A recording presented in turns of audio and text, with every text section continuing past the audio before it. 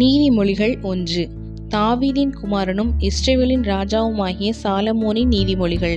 இவைகளால் ஞானத்தையும் போதகத்தையும் அறிந்து புத்திமதிகளை உணர்ந்து விவேகம், நீதி, நியாயம், நிதானம் என்பவைகளை பற்றிய உபதேசத்தை அடையலாம். இவைகள் பேதைகளுக்கு வினாவையும் வாலிபருக்கு அறிவையும் விவேகத்தையும் கொடுக்கும். புத்திமான் இவைகளை கேட்டு அறிவில் தேறுவான். விவேகி நல்லாலோசனையை அடைந்து நீதிமொழியையும் அதன் அர்த்தத்தையும் ஞானிகளின் வாக்கியங்களையும் அவர்கள் உரைத்த புதைப்பொருள்களையும் அறிந்து கொள்வான். கர்த்தருக்கு பயப்படுதலே ஞானத்தின் ஆரம்பம். மூடர் ஞானத்தையும் போதகத்தையும் அசட்டை பண்ணுகிறார்கள். என் மகனே, உன் தகப்பன் புத்தியை கேள், உன் தாயின் போதகத்தை தள்ளாதே. அவைகள் உன் சிரசுக்கு அலங்காரமான முடியும், உன் கழுத்துக்கு சரப்பணியுமாயிருக்கும். என் மகனே, பாவிகள் உனக்கு நயங்காட்டினாலும் நீ சம்மதியாதே.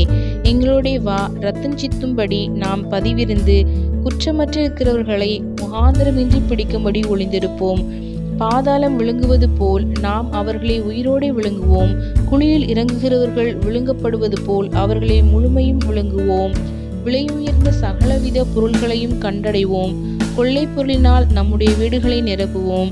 எங்களோட பங்காளியாயிரு, நம் எல்லாருக்கும் ஒரே பை இருக்கும் என்று அவர்கள் சொல்வார்களாகில், என் மகனே, நீ அவர்களுடைய வழி நடவாமல் உன் காலை அவர்கள் பாதைக்கு விளக்குவாயாக. அவர்கள் கால்கள் தீங்கு செய்ய ஓடி இரத்தம் சிந்த தீவிரிக்கிறது. எவ்வகையான பட்சியானாலும் சரி, அதன் கண்களுக்கு முன்பாக வலையை விரிப்பது விருதா. இவர்களோ தங்கள் இரத்தத்திற்கே பதிவிருக்கிறார்கள், தங்கள் பிராணனுக்கே ஒளி வைத்திருக்கிறார்கள். பொருளாசையுள்ள எல்லாருடைய வழியும் இதுவே. இது தன்னுடையவர்களின் உயிரை வாங்கும். ஞானமானது வெளியே நின்று கூப்பிடுகிறது, வீதிகளில் சத்தமிடுகிறது. அது சந்தடியுள்ள தெருக்களின் சந்தியிலும் ஒளிமுக வாசலிலும் நின்று கூப்பிட்டு பட்டணத்தில் தன் வார்த்தைகளை வசனித்து சொல்கிறது. பேதைகளை, நீங்கள் பேதமையை விரும்புவதும், நிந்தனைக்காரரே, நீங்கள் நிந்தையில் பிரியப்படுவதும், மதியினரே, நீங்கள் நாணத்தை வெறுப்பதும் எதுவரைக்கும் இருக்கும்? என் கடிந்து கொள்ளுதலுக்கு திரும்புங்கள். இதோ என் ஆவியை உங்களுக்கு அருளுவேன், என் வார்த்தைகளை உங்களுக்கு தெரிவிப்பேன். நான் கூப்பிட்டும் நீங்கள் கேட்க மாட்டோம் என்கிறீர்கள்.